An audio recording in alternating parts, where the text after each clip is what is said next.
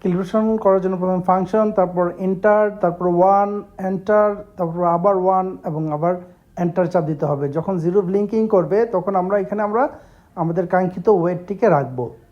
বেকারের বেজে যখন আমরা এই ওয়েটটিকে রাখবো, এখানে যত ওয়েট প্রয়োজন, যেমন আমরা 50 কেজি করে প্যাকেজিং করি, তো আমাদের 50 কেজি প্যাকেজ এখানে রাখবো। রাখার পর আমরা এখানে 50 লিখে দেব। 50 লিখে আমরা এটাকে এন্টার করে দেব। তারপরে আমাদের ক্যালিব্রেশনটা হয়ে যাবে। তো আমাদের ক্যালিব্রেশন হয়ে গেল। এখন আমরা এটাকে নামাবো, নামিয়ে দেখব যে আমাদের ঠিক আছে কি না।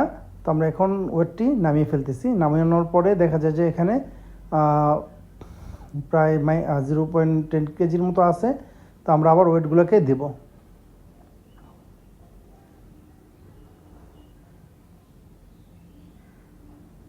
তো এখন আবার দেখা যাচ্ছে আমাদের 49 কেজি 800 গ্রাম আছে।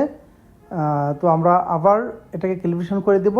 ঠিক একইভাবে ফাংশন এন্টার 1 এন্টার 1 এন্টার দিয়ে 50 লেখা আছে, আমরা 50-এ রেখে জাস্ট এখন এন্টার দিয়ে দেব।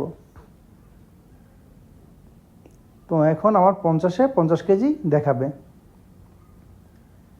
তারপর আমরা জিরো ক্যালিব্রেশনটা করে দেবো। এখন এই ওয়েটটিকে আমরা এখন নামিয়ে ফেলবো। তো আমরা এখন ওয়েটটিকে নামিয়ে ফেললাম। এখন আমাদের জিরোতে দেখা যাচ্ছে 0.200 গ্রাম এখনও রয়েছে। তো আমরা এটাকে জিরো করে দেবো। এটাকে জিরো করার জন্য আমরা ঠিক একইভাবে যাব ফাংশন এন্টার 1 এন্টার, এই যে 20 আছে 20টাকে জিরো ক্লিক করে এন্টার করে দেব।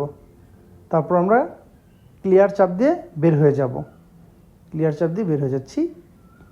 তো আমাদের জিরো ক্যালিব্রেশন হয়ে গেল। তো এইভাবে আমরা জিরো এবং স্প্যান ক্যালিব্রেশন করে দেব।